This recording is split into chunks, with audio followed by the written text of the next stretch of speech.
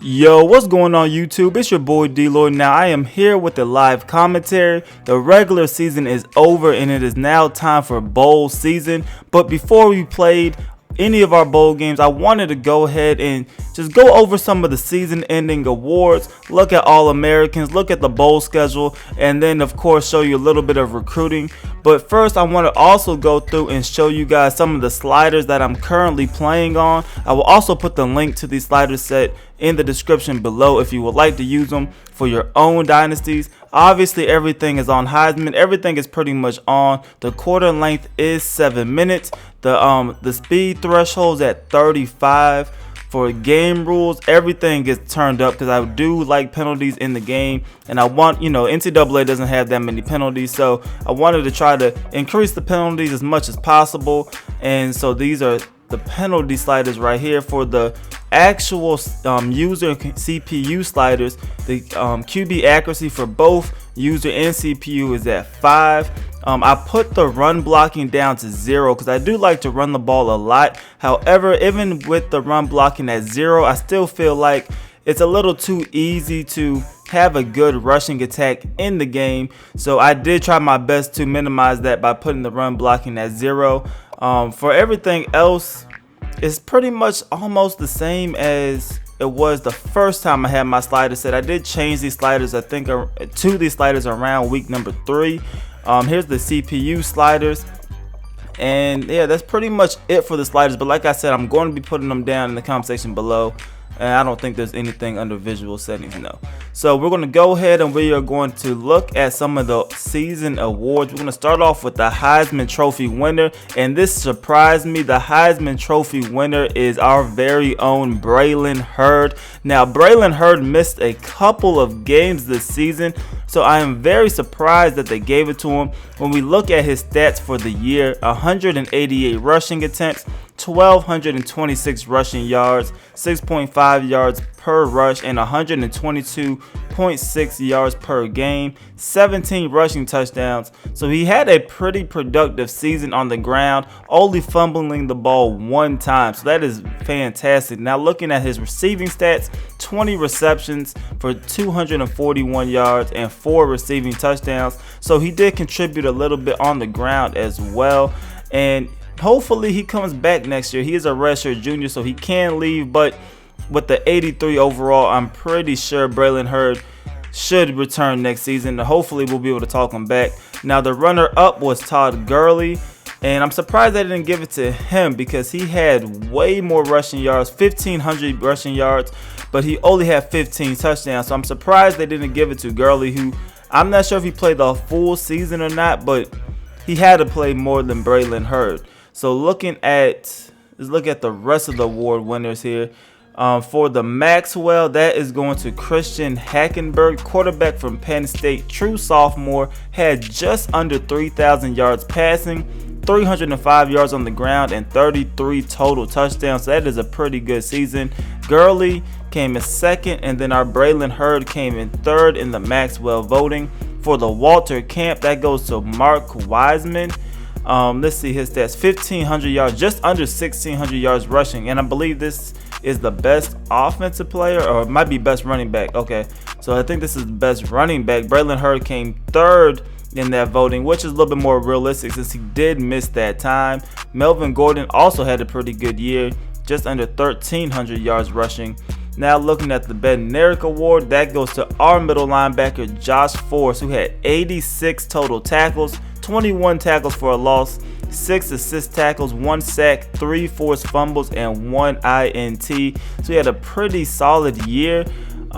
We also came in 10th is Jason Hatcher, our left end, who is a true sophomore. So obviously he will be back for at least 1 more season. Looking at the Nagurski, that goes to Jason Hatcher as well. So he had 13 sacks. So he had a pretty good year on the defensive side of the football. Excited to have him coming back next year, as he's a big part to our defense. Looking at the O'Brien Award, which goes to the best quarterback, obviously it's Christian Hackenberg. Clint Trickett, that's actually kind of surprising. He comes in second, but in that West Virginia offense, you know they're going to put the ball in the air. 33 total touchdowns, just under 2,500 yards in the air this season. Looking at the Walker, Todd Gurley, Obviously, he had the most rushing yards, or almost had the most rushing yards. I believe maybe Wiseman probably had the most. Nope. Jeremy Langford, 1,600 yards rushing on the ground. So pretty good season. I'm still surprised Braylon Hurd got the Heisman with all these other running backs who did pretty good. But looking at the Biletnikoff, we have Kevin White, obviously 57 receptions, just under 1,000 yards, 15 touchdowns for a receiver. That is a fantastic year. Josh Harper had 102 receptions. I don't know what they're doing in Fresno State, but he had a fantastic season. I don't think anyone else has even 100 receptions for the year. At least no one else on this voting list. The Mackey, I think this goes to the best tight end. We don't have anybody on that. Looking at the Outland, I think this is the best offensive lineman, and we don't have anybody on that list, or the Remington, of course. Let's look at the Lombardi. We have Jason Hatcher won that award, so I believe that's his second award that he pulled in this year. Looking at best linebacker, Josh Forrest takes that one. Like, once again, he had 86 tackles, so a fantastic year for Forrest. Hopefully he returns for his redshirt senior season, but there is no guarantees on that. Now for the Thorpe, we didn't have any great secondary players, so nobody was even in the top 12 in that voting. Now the Graza, this is a little bit surprising. This goes to the best kicker, and our kicker Austin McGinnis, 14 for 15. Longest field goal is 47 yards, and he was 62 for 62 on extra points. So he surprisingly came in fourth in that vote, and we do not have anybody winning the Punter of the Year award or even close. I don't believe. Nope. Going to the best returner, DeMarco Robinson, who had 3 kick returns for a touchdown this year, so he takes home the best returner of the year. So now we're going to also take a look at some of the All-Americans. Obviously, Braylon Hurd needs to be a first-team All-American, and he is. Who else do we have who's an All-American? We have Darian Miller, our left tackle. He's a senior, so he is going out this year. Hopefully, we can bring him a national championship on his way out. Jason Hatcher, he gets a first-team All-American. Josh Forrest, he is voted on as well. Fred Tiller, our cornerback, he is voted on, which is surprising because he wasn't on any of the votes for best cornerback or anything like that this season. But Fred Tiller did come through when we needed him the most. 7 interceptions this season, so he kind of got snubbed a little bit when I think about it for the votes for best cornerback award. He should have definitely at least been up there, but Fred Tiller, hopefully he returns as well. He's only at 82 overall, so I don't see him going too high in the draft. So hopefully he should be easy to talk back, or hopefully he doesn't even want to leave at all. So that's the best case scenario. And then our last first teamer is DeMarco Robinson for the returner. So we do have a couple players get the first team All-American slots. For second team All-American, I don't believe we got anybody on here, but let's go ahead and take a look. Nope, we got AJ Stamps, the free safety. So we did get one player to get the second team All-American award, and then for freshman All-American, I doubt we have anybody on here at all. We actually have our right guard. Wow. Okay, Ramsey Myers, 78 overall. He is a freshman All-American. He's a redshirt freshman, but he still counts. So that is it for that. We're going to also take a look at the bowl games. I think they're down here. Let's take a look at the bowl games, and then I'll have a look at our recruiting class so far. And for the bowl games, nobody's really standing out. USC is 15th, ranked 15th, but they're going to be playing in the Holiday Bowl against Kansas State. Auburn had an off year, so did Virginia Tech. Both teams finishing 6-6. They will be playing in the Belk Bowl. We have UVA, North Carolina versus Cincinnati in the Russell Athletic Bowl. Cincinnati is 9-3, so they'll probably take that one.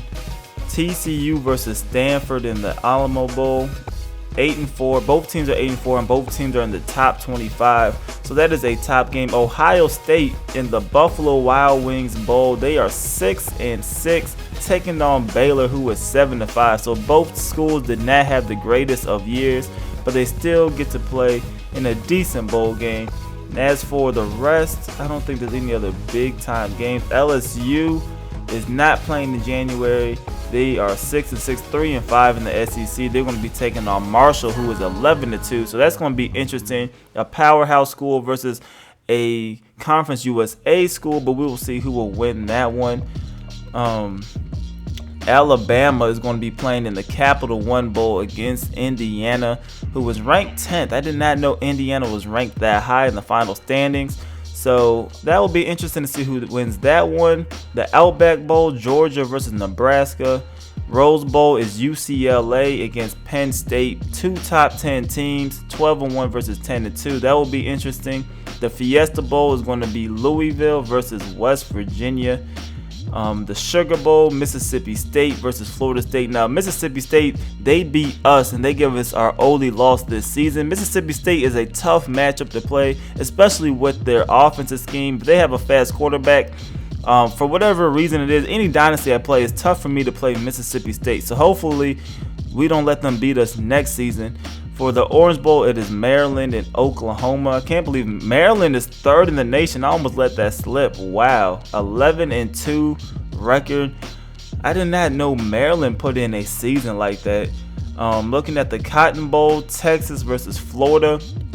Texas is 8-4. They are not ranked. Florida is 8-4. They are ranked number 8.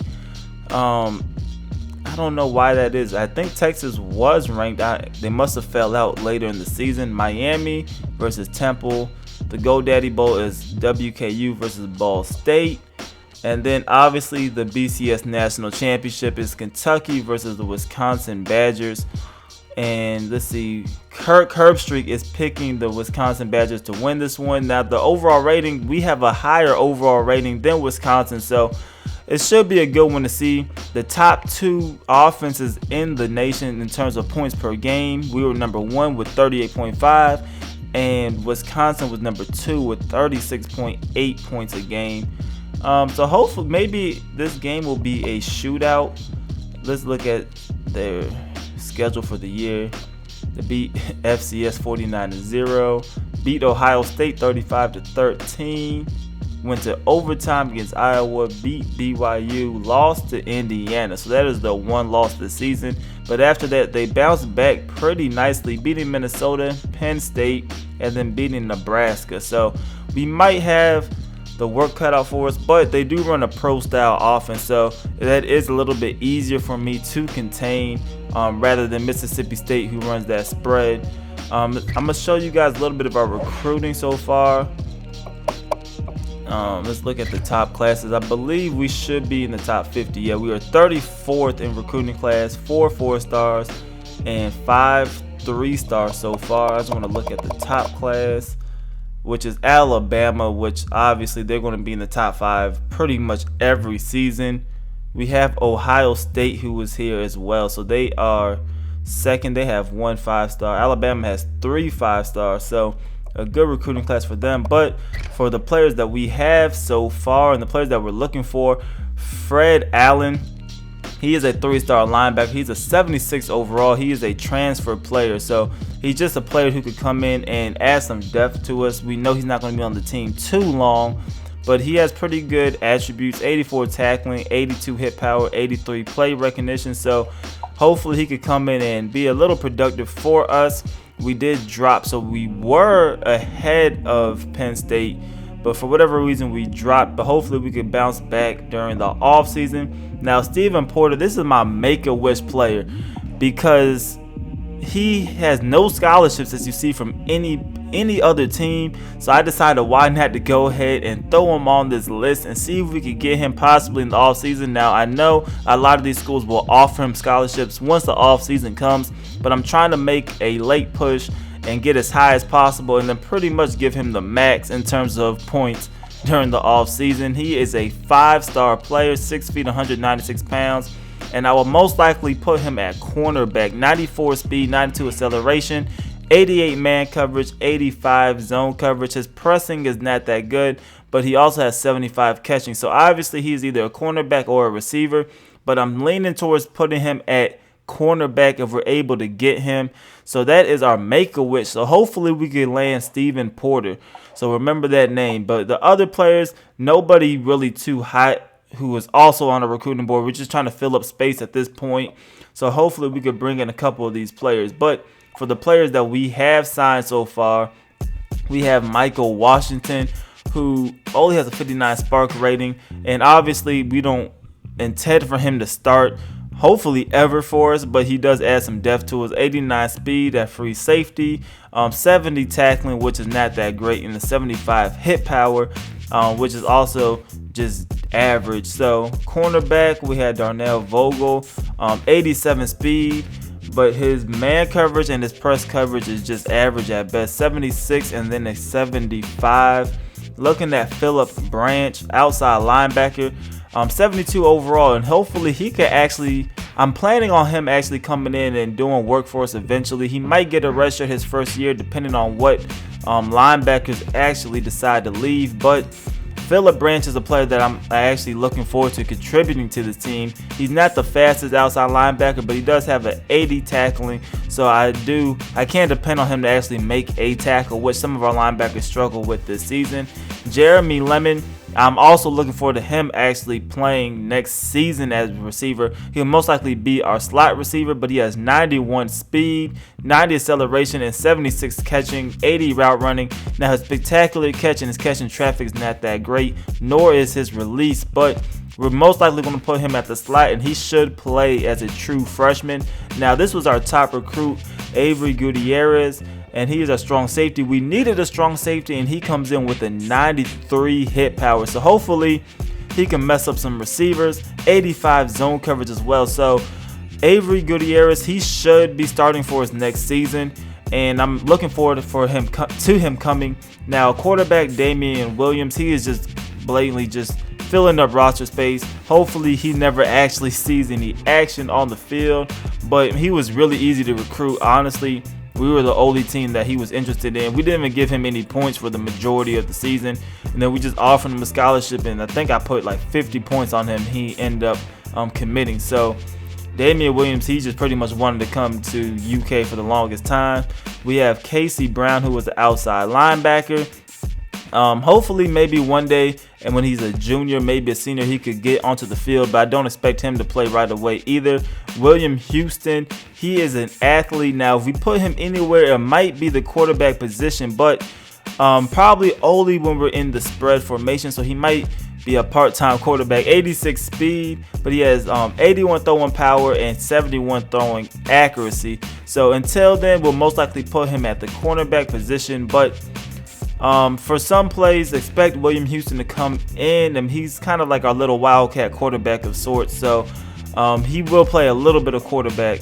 Now Rob Carrington, we look for him to be a big-time player for Kentucky. 75 speed at outside linebacker, which is not great, but he does have 91 acceleration, 69 tackling, 79 hit power, and a 77 play recognition. So hopefully he can come in and do work eventually as well. And then last but not least is Nathan Walker. 74 speed as a defensive end, 77 power move, 74 finesse, and a 74 block shedding.